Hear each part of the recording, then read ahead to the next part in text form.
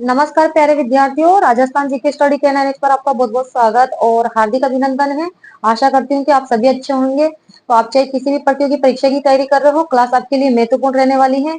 यहाँ पर है जो कि आपको 10 क्वेश्चन डेली सॉल्व करवाए जा रहे हैं राजस्थान की भूगोल, कला, संस्कृति और इतिहास से। तो देख लेते हैं क्वेश्चन नंबर 1 क्या पूछा गया है। सुमेलित कीजिए।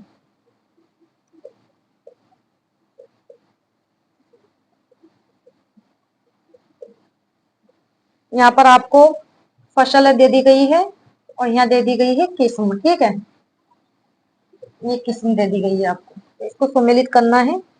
फसलें, गेहूं, माही, कंचन। बी ऑप्शंस में आपको दिया गया है जो,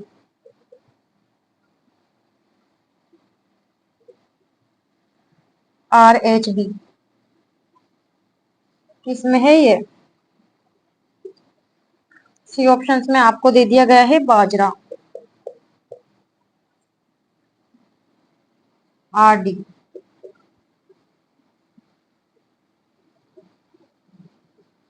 और डी ऑप्शंस में आपको दिया गया है मक्का, राज। बताइए तो, इसे सम्मिलित करो आप, इसका राइट आंसर क्या होगा।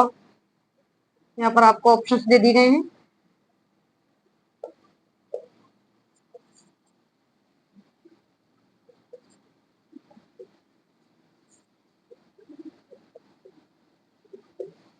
सम्मिलित कीजिए, सम्मिलित कीजिए। तो आप इसको, कुछ फसलें दे दी गई है और किस्म दी गई है आपको, तो सम्मिलित करने के लिए यहाँ पर आपको दिया गया है। तो सम्मिलित कीजिए से आप, गेहूं की कौन सी किस्म है, राज। गेहूं की किस्म तो है राज। चौथा ऑप्शन, चौथा ऑप्शन यहाँ 3 आ रहा है, इस वजह से कट हो गया है। यहाँ पर 1 आ रहा है और यहाँ पर 2 आ रहा है, इस वजह से ये 3 ऑप्शन तो कट हो गए। ठीक है, गेहूं की तो राज है, जो कि है RD। ठीक है, तीसरा ऑप्शन बाजरे की RH B है। दूसरा ऑप्शन 4, 3, 2। और मक्के की है माही, कंचन 1। हमारा राइट आंसर होगा ए ऑप्शन। ठीक है, गेहूं की कौन सी किस्म है, राज। जो कि है RD। बाजरे की है RH B और मक्के की है माही, कंचन। मक्के की इसके अलावा माही, कंचन है, माही धवल है। ठीक है, तो ये किस्म है कुछ इस प्रकार से आपको वहां पर एग्जाम के अंदर सम्मिलित करने के लिए दिया जा सकता है। तो क्वेश्चन नंबर 1 का राइट आंसर होगा ए ऑप्शन। ठीक है,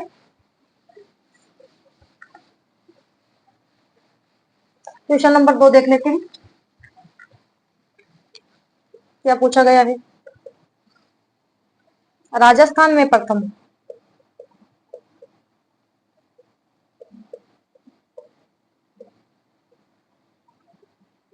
पर्यटन नीति किस वर्ष घोषित की गई, घोषित की गई। यहाँ पर आपको दे दिया गया है 2000 या 2002 में।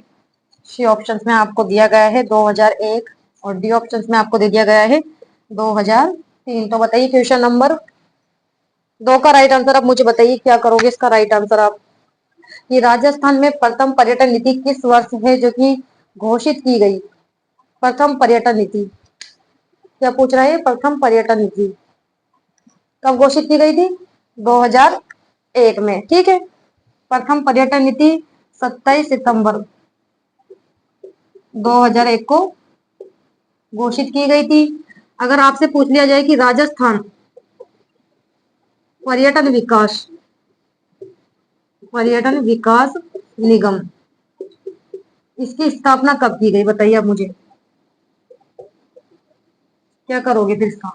राजस्थान पर्यटन विकास निगम की स्थापना कब की गई थी, कब की गई थी इसकी स्थापना, 1978 में। ठीक है, 1978 में तो इसकी स्थापना कर दी गई थी, लेकिन इसका जो कार्य है वे हुआ था प्रारंभ कब, 1979 में। ठीक है, और पर्यटन को उद्योग का दर्जा दिया गया था। पर्यटन को उद्योग का दर्जा दिया गया। कब दिया गया था? 1979 में। ठीक है, समझ में आया आपको? राजस्थान पर्यटन विकास निगम की स्थापना तो की गई थी 1978 में। ठीक है, और उसका कार्य प्रारंभ किया गया था 1979 में। ठीक है, और पर्यटन को उद्योग का दर्जा दे दिया गया था 1989 में। ठीक है, लेकिन क्वेश्चन बनकर आ सकता है कि पर्यटन निदेशालय की स्थापना की गई थी। दिखाई दे रहा है ना आपको? पर्यटन निदेशालय, पर्यटन निदेशालय की जो स्थापना है कब की गई थी? 1955 में। और पर्यटन विभाग की स्थापना की गई थी 1956 में। और इनका मुख्यालय कहाँ रखा गया था? जयपुर। ध्यान में रखना है, वेरी वेरी इंपॉर्टेंट है। ठीक है, तो राजस्थान में प्रथम पर्यटन नीति किस वर्ष घोषित की गई थी? तो 27 सितंबर 2001 को। ठीक है, हमसे तो यही पूछा गया है यहाँ पर, लेकिन क्वेश्चन बनकर आ सकता है यहाँ से कि राजस्थान पर्यटन विकास निगम की स्थापना कब की गई थी? ठीक है, या पर्यटन को उद्योग का दर्जा कब दे दिया गया था, या पर्यटन निदेशालय की स्थापना कब कर दी गई थी, या पर्यटन विभाग की स्थापना कहाँ की गई थी, और इसका मुख्यालय कहाँ रखा गया है, कब की गई थी। ठीक है, इस प्रकार से क्वेश्चन बनकर आ सकते हैं एग्जाम के अंदर। क्वेश्चन नंबर 3 देख लेते हैं। यहाँ पर केवल 10 क्वेश्चन ही सॉल्व नहीं हो रहे हैं आपके। ठीक है, अगर आप ध्यानपूर्वक पढ़ोगे ना तो यहाँ पर काफी क्वेश्चन आपके सॉल्व हो रहे हैं। क्वेश्चन नंबर 3 देख लेते हैं। पूछा गया है कि काला गुमान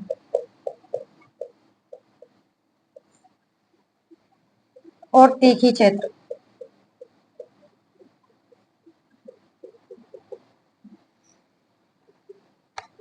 उत्पादन हेतु जाने जाते हैं। उत्पादन हेतु जाने जाते हैं। यहाँ पर आपको कुछ खनिजों के नाम दे दिए गए हैं। जिया पत्थर, बी ऑप्शन में आपको दिया गया है कैल्साइट, सी ऑप्शन में आपको दे दिया गया है गार्नेट, और डी ऑप्शन में आपको दे दिया गया है पन्ना। बताइए क्वेश्चन नंबर 3 का राइट आंसर क्या करोगे? कि काला गुमान और तीखी क्षेत्र रेगिस्तान उत्पादन हेतु जाने जाते हैं। किसके लिए जाने जाते हैं? किसके लिए जाने जाते हैं? कौन से खनिज के लिए जाने जाते हैं ये क्षेत्र? बताइए। पन्ने के लिए, पन्ना। राइट आंसर हमारा डी ऑप्शन होगा। ठीक है, और पन्ना, पन्ना का जो विस्तार है ये कहां से कहा था कि आप मुझे बताइए।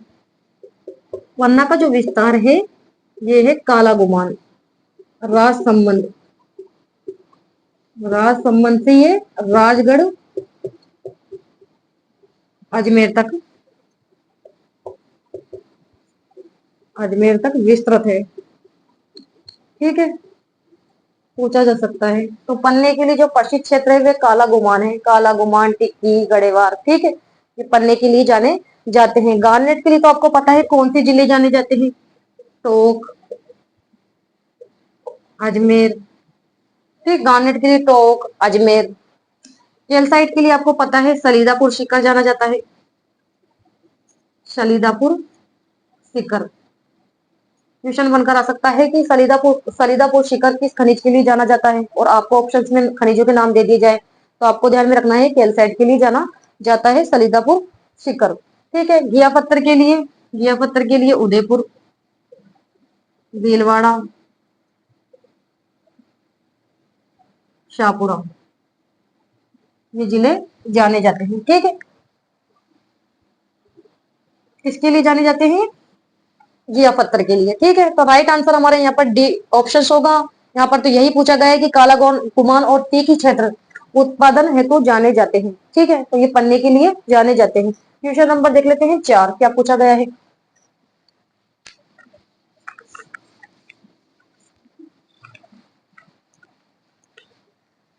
क्वेश्चन नंबर 4 देख लेते हैं। कौन सा युग्म सुमेलित नहीं है?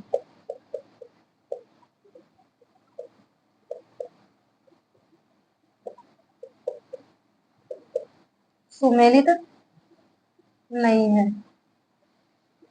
यहाँ पर आपको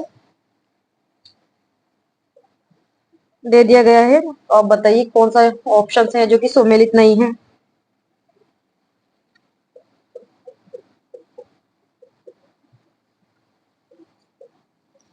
4 ऑप्शंस दिए गए हैं यहाँ पर आपको।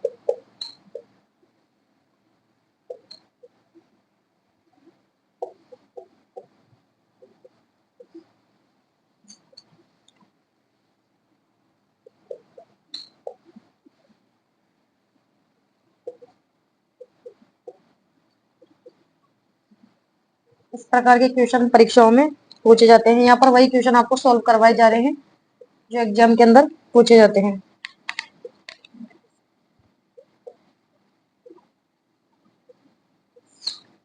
तो बताइए, यहाँ पर आपको दे दिया गया है कि कौन सा युग्म सुमेलित नहीं है। ठीक है, जलवायु प्रदेशों के नाम दे दिए गए हैं आपको, और कौन सा ऑप्शन है जो कि सुमेलित नहीं है।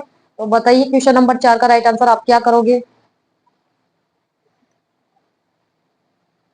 इसे राजस्थान के नक्शे के हिसाब से आप समझ लीजिए। ठीक है,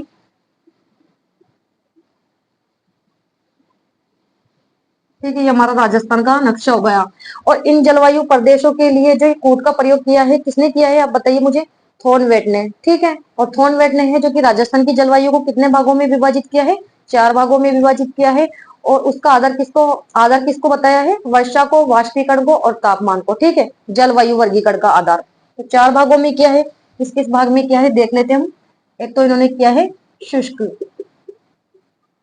मरुस्थलीय प्रदेश। ठीक है, इस प्रकार से इन्होंने शुष्क मरुस्थलीय प्रदेश। और दूसरा क्या है इन्होंने, अर्ध शुष्क अर्ध शुष्क जलवायु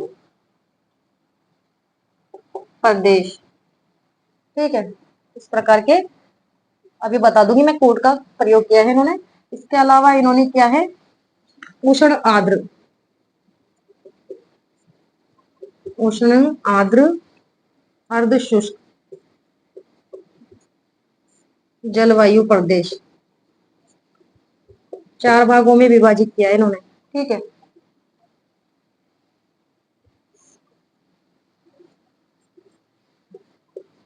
इसके अलावा अति आर्द्र जलवायु प्रदेश। तो उसके लिए इन्होंने किस प्रकार के कोटों का प्रयोग किया है, इस प्रकार के कोटों का इन्होंने प्रयोग किया है।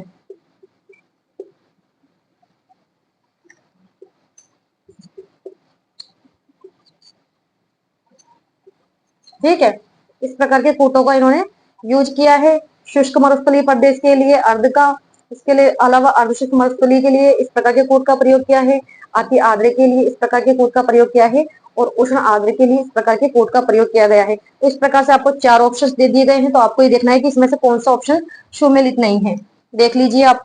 अब तो आपको समझ में आ गया होगा राजस्थान के नक्शे के हिसाब से कौन सा ऑप्शन इसमें से सुमेलित नहीं है। तो यहाँ पर हमारा राइट आंसर होगा डी ऑप्शन, क्योंकि जो इस प्रकार के कोड का प्रयोग किया है ये पूर्वी राजस्थान थोड़ा ना होगा, पश्चिमी राजस्थान के लिए उन्होंने इस प्रकार के कोड का प्रयोग किया गया है। जबकि यहाँ पर ऑप्शंस में दे रखा है पूर्वी राजस्थान, तो यही ऑप्शंस गलत है हमारा। ठीक है, बाकी तो सारे सही है। ठीक है, जैसे कि इस प्रकार के कोड का इन्होंने कहाँ पर यूज किया है। ठीक है, तो मध्य राजस्थान आ गया ये तो हमारा। ठीक है, और इस प्रकार के कोड का इन्होंने यहाँ पर यूज किया है तो ये आ गया दक्षिणी पूर्वी राजस्थान। ठीक है, इसके अलावा इस प्रकार के कोड का इन्होंने यहाँ पर किया है तो ये आ गया है उत्तरी राजस्थान। ठीक है, उत्तरी राजस्थान। तो ये ऑप्शन तो सारे सुमेलित है, डी ऑप्शन सुमेलित नहीं है। क्वेश्चन नंबर 5 देख लेते हैं।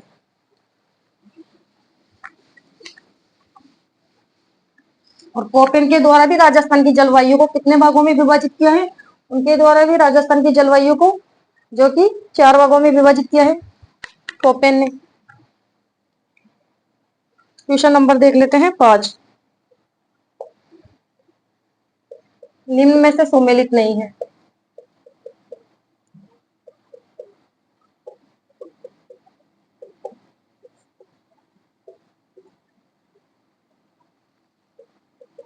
यहाँ पर आपको दे दिया गया है, नाट्यों के नाम दे दिए गए हैं, गीदड़ नृत्य,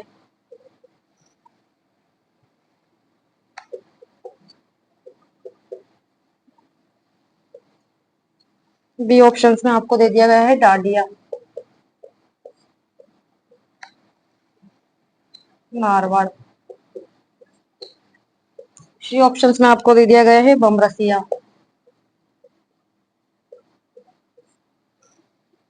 बीकानेर।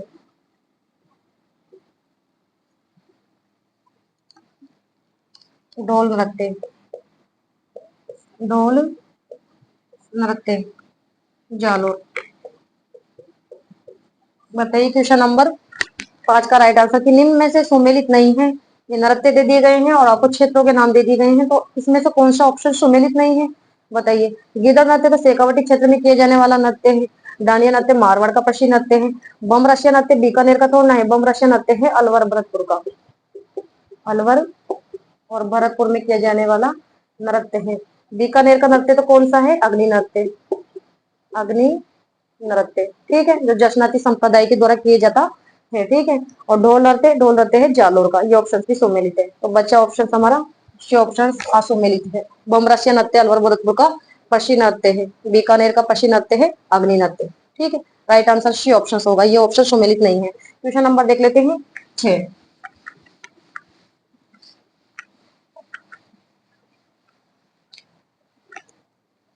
क्या पूछा गया है क्वेश्चन नंबर 6 में आपसे? घोटिया अंबा,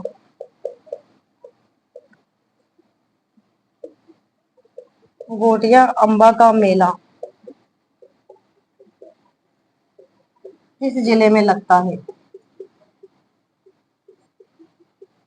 किस जिले में लगता है? यहाँ पर नाम दे दिए गए हैं आपको जिलों के, बाड़मेर में या फिर बांसवाड़ा में। एग्जाम के अंदर पूछे गए क्वेश्चन है जो आपको अभी यहाँ पर सॉल्व करवाए जा रहे हैं। सिरोही।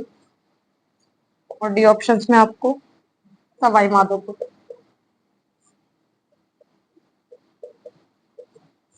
बताइए क्वेश्चन नंबर 6 का राइट आंसर कि घोटिया अंबा का मेला किस जिले में लगता है?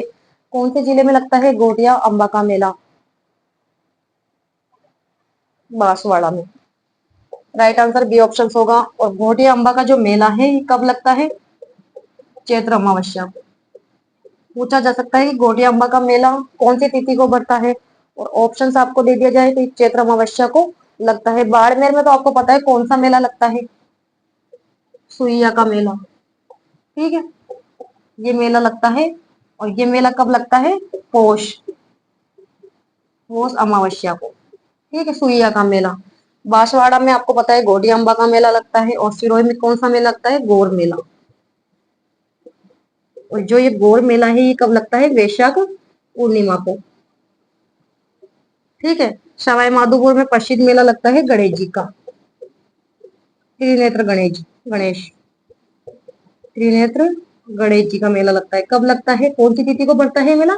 भाद्रपद शुक्ल चतुर्थी को, ठीक है।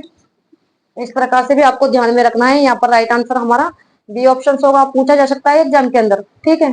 आपको यहाँ पर इंपोर्टेंस चीज सोल्व करवाई जा रही है, ठीक है। क्वेश्चन नंबर 7 देख लेते हैं क्या पूछा गया है। तो 10 क्वेश्चन में तो आपके देखो राजस्थान के भूगोल के क्वेश्चन भी हो गए कुछ, तो कुछ कला संस्कृति के क्वेश्चन हो गए और कुछ इतिहास के क्वेश्चन हो गए। तीनों ही आपको यहाँ पर सोल्व करवाए जा रहे हैं। क्वेश्चन नंबर देख लेते हैं 7। विक्रम संवत के अनुसार,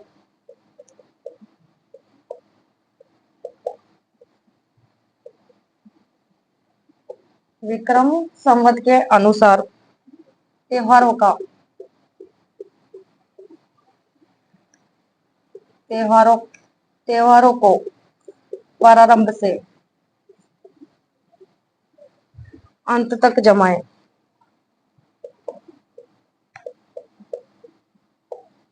जमाए यहाँ पर आपको जमाने के लिए दिया गया है।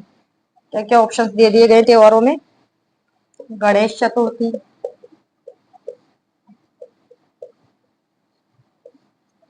बी ऑप्शंस में आपको दिया गया है दीपावली, सी ऑप्शंस में आपको दिया गया है जन्माष्टमी, और डी ऑप्शंस में आपको दे दिया गया है गणगौर, ठीक है। यहाँ पर ऑप्शंस आपको दे दिए गए हैं 3 4 2 1। सी ऑप्शंस में आपको दिया गया है 2 3 4 1। और डी ऑप्शंस में आपको दे दिया गया है 1 2 3 4। बताइए क्वेश्चन नंबर 7 का राइट आंसर, विक्रम संवत के अनुसार त्योहारों को प्रारंभ से अंत तक जमाए। ठीक है, विक्रम संवत के अनुसार बताना है आपको। तो सबसे पहले विक्रम संवत के अनुसार कौन सा महीना प्रारंभ होता है?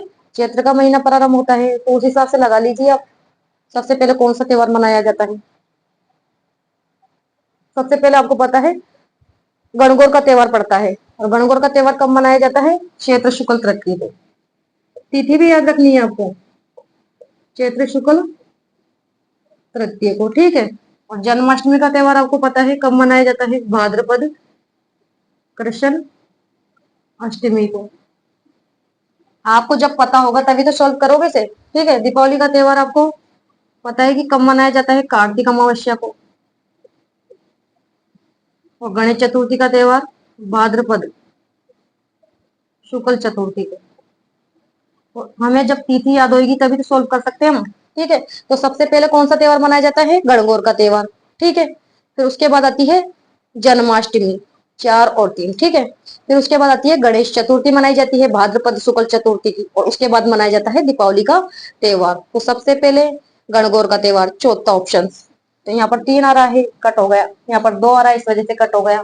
यहाँ पर 1 आ रहा है, इस वजह से कट हो गया। सबसे पहले गणगौर का त्योहार, फिर जन्माष्टमी का त्योहार, फिर उसके बाद गणेश चतुर्थी मनाई जाती है, और उसके बाद दीपावली का त्योहार। हमारा राइट आंसर होगा ए ऑप्शन। ठीक है, तो आपको तिथियों को तो याद रखना ही पड़ेगा। ठीक है, यहाँ पर राइट आंसर हमारा होगा ए ऑप्शन। क्वेश्चन नंबर देख लेते हैं 8।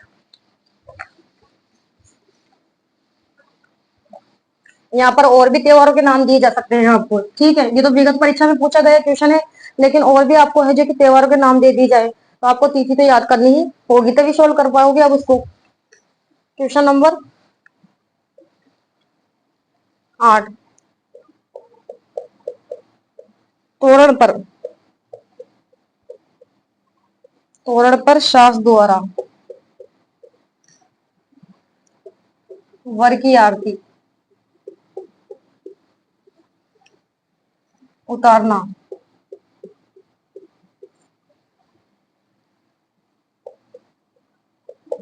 कहलाती है। क्या कहलाती है भाई? ऑप्शंस में आपको दे दिया गया है रात्रि जागा, झिलमिल की आरती,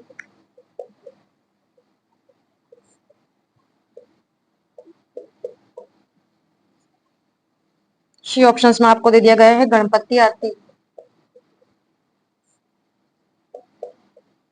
और डी ऑप्शंस में आपको दे दिया गया है क्या? सभी। बताइए क्वेश्चन नंबर 8 का राइट आंसर, कि तोरण पर सास द्वारा वर की आरती उतारना कहलाती है। तोरण पर है जो कि सास के द्वारा जब वर की आरती की जाती है, तो उस आरती को क्या कहा जाता है? क्या कहा जाता है? रात्रि जागा तो नहीं कहा जाता। ठीक है, और नहीं गणपति आरती कहा जाता है। तो यहाँ पर डी ऑप्शन में दे रखा है सभी, तो इस ऑप्शन का कोई सवाल उठता ही नहीं है। तो बचा कौन सा ऑप्शन? झिलमिल की आरती। कि तोरण पर सास के द्वारा जब वर की आरती की जाती है, तो उस आरती को कहा जाता है झिलमिल की आरती। राइट आंसर बी ऑप्शन होगा। और ये आरती की जाती है या तो सासू माँ के द्वारा, या फिर की जाती है बुआ सास के द्वारा, बुआ सास के द्वारा। ठीक है, इन दोनों के द्वारा ये आरती की जाती है। समझ में आया? क्वेश्चन नंबर 8 का राइट आंसर होगा बी ऑप्शन। क्वेश्चन नंबर 9 देख लेते हैं।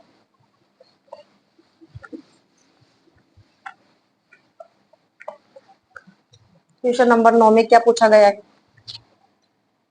मत्स्य जनपद स्थित है।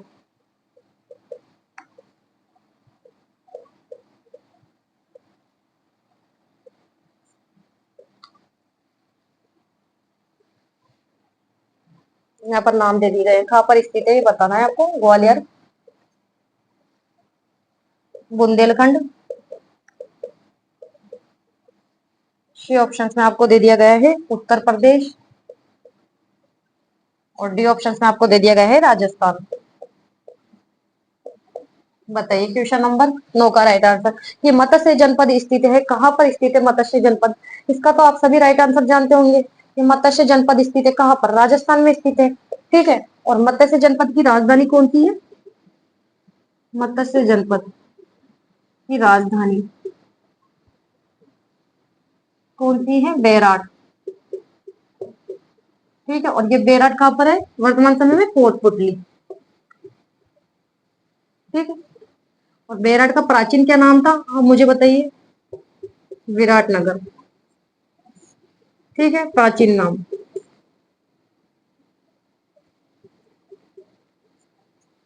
समझ में आया? तो मत्स्य जनपद की राजधानी कौन सी है? बेरठ है, और बेरठ है कोटपुतली के अंदर। ठीक है। और बेरठ का प्राचीन क्या नाम था? तो विराटनगर था। ठीक है। तो यहाँ से पूछा जा सकता है कि मत्स्य जनपद की राजधानी, तो आपको ध्यान में रखना है बेरठ। या पूछा जा सकता है कि बेरठ का प्राचीन क्या नाम है? तो विराटनगर। ठीक है। यहाँ पर राइट आंसर डी ऑप्शन होगा। क्वेश्चन नंबर देख लेते हैं 10।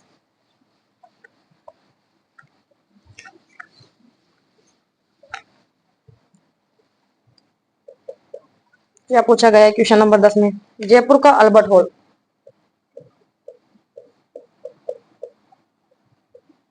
जयपुर का अल्बर्ट हॉल का उद्घाटन, वेरी वेरी इंपॉर्टेंट क्वेश्चन आ गया ये। उद्घाटन किसके शासनकाल में? किसके शासनकाल में हुआ? नाम दे दिए गए हैं आपको यहाँ पर। राम सिंह द्वितीय। ये ऑप्शंस में आपको दिया गया है। मान सिंह द्वितीय। ये ऑप्शंस में आपको दे दिया गया है जय सिंह तृतीय।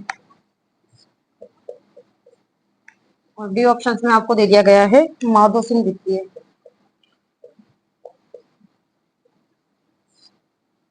बताइए क्वेश्चन नंबर 10 का राइट आंसर क्या करोगे आप मुझे बताइए कि जयपुर का अल्बर्ट हॉल का उद्घाटन किसके शासनकाल में हुआ?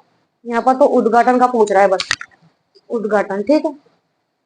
बताइए जयपुर के अल्बर्ट हॉल का उद्घाटन किसके द्वारा किया गया था? माधो सिंह द्वितीय के द्वारा। ठीक है। यहाँ राइट आंसर डी ऑप्शन होगा। लेकिन पूछा जा सकता है कि Albert hall, Albert hall, Albert hall की जो नींव है वो किसके द्वारा रखी गई थी? आप मुझे बताइए कौन से शासक ने रखी थी अल्बर्ट हॉल की नींव? राम सिंह द्वितीय के द्वारा। राम सिंह द्वितीय द्वारा इसकी नींव रखी गई थी। कब रखी गई थी इसकी नींव? आप बताइए मुझे। 6 फरवरी 1876 को राम सिंह द्वितीय के द्वारा। ठीक है। और उस समय जयपुर में किसका आगमन हुआ था? कौन आया था?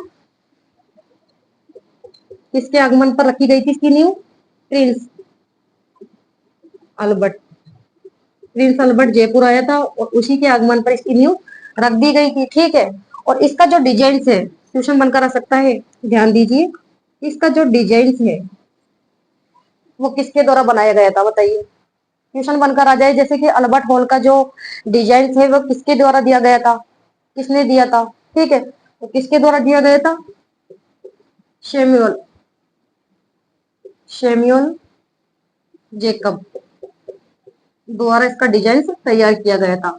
और इसका जो उद्घाटन है वे किया गया था माधो सिंह द्वितीय के द्वारा। समझ में आया आपको कि जो जयपुर का जो अल्बर्ट हॉल है ये किसके आगमन पर बनाया गया था? प्रिंस अल्बर्ट के। और इसकी नींव रखी गई थी राम सिंह द्वितीय के द्वारा। कब रखी गई थी? 6 फरवरी 1876 को। और इसका उद्घाटन किया गया था माधो सिंह द्वितीय के द्वारा। और इसका डिजाइन तैयार किया गया था शेमल जेकब के द्वारा। ठीक है। यहाँ से ट्यूशन बनकर आ सकता है। ठीक है। परीक्षाओं में अधिकतर ट्यूशन बनकर आते हैं यहाँ से। तो हमारा राइट आंसर यहाँ होगा डी ऑप्शन। यहाँ तो उद्घाटन ही पूछा गया है तो राइट आंसर डी ऑप्शन हो जाएगा। अगर यहाँ पर पूछता है कि इसकी नींव किसके द्वारा रखी गई है तो हमारा राइट आंसर हो जाता है राम सिंह द्वितीय के द्वारा। ठीक है। तो आज के हमने 10 क्वेश्चन सॉल्व कर लिए हैं। और सभी विद्यार्थियों से निवेदन है क्लास को आप ज्यादा से ज्यादा शेयर कर दीजिए। क्लास अच्छी लगी हो तो लाइक करो, शेयर करो एंड सब्सक्राइब करना ना भूले। तो तब तक के लिए धन्यवाद। Thank you so much.